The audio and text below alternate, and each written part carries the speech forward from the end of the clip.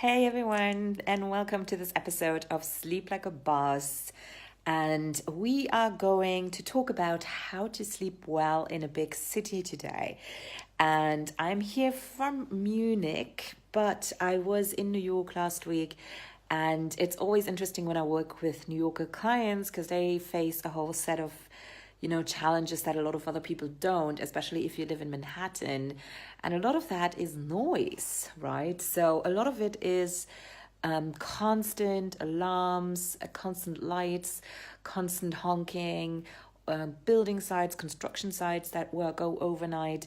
And so I want to talk a little bit about how to prepare when you go and stay in a big city, because a lot of us aren't really aware as to the noise levels that can be with that, and not even in total busy cities. To give you another example, I stayed in London recently in Chelsea, which is not necessarily noisy, but we stayed in a pretty old building and it only had single glass. It in my flat at home, I have triple glazing, right? It's like 3 glass panels.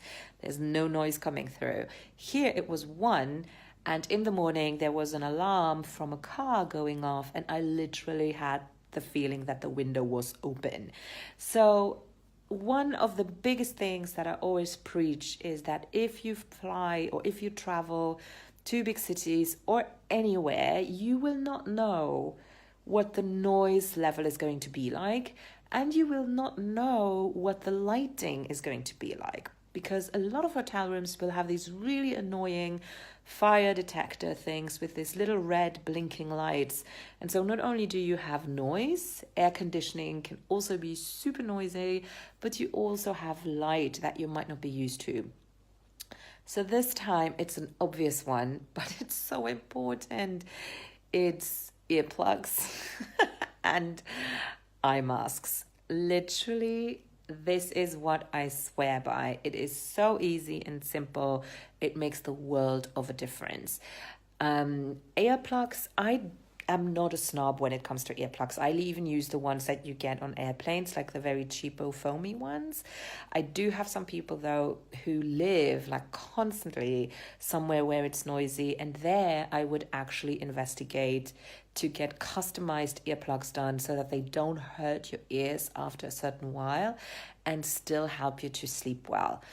Also, don't be afraid that it's going to not wake you up in the morning. You can get alarm clocks that mimic natural light, which I adore. So that can help you to wake up naturally, first of all, plus you don't need sound. But if you double it up, your body is already getting awake, plus then having sound is going to help your brain to register it much better, even if you have earplugs on in. So that's one way of doing it. So don't worry about that. So having that done is super important. If you don't work or if you don't live somewhere that's especially noisy, then just foamy or waxy ones will do. And then an eye mask. And eye masks, don't use the ones that you get for free on the airplane. Like, they're great for just for a plane ride, but really invest in some really nice ones that are breathable. I don't particularly like the ones that are like bulky, that don't touch your eyes, because when I turn around they just slip around. I really like the silky ones, and I really like a British company that's called Bonsoir London, and they produce in Britain, in-house, and you can get super, super nice masks for 20 quid. Whereas if you go to Harrods or so, you have Olivia Bennett or Bonnet. I don't remember exactly what she's called, butchering this here, but there an eye mask will set you back £170. And I do have those too, because I love beautiful things.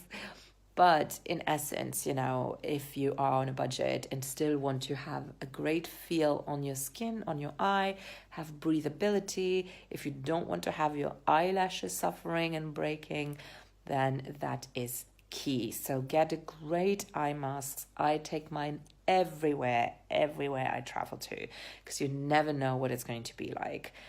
Another thing that I sometimes use is my noise cancelling headphones just to fall asleep. They're huge, right? So you can't really fall asleep well with them, or you can't sleep well with them.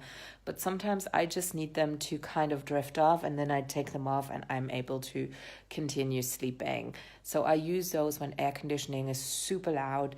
But some hotel rooms are so stuffy that if you don't use air conditioning, you just can't breathe, right? So sometimes that's not an easy thing to do, but I find that those are things that help. So today, it's been very practical, very down to earth.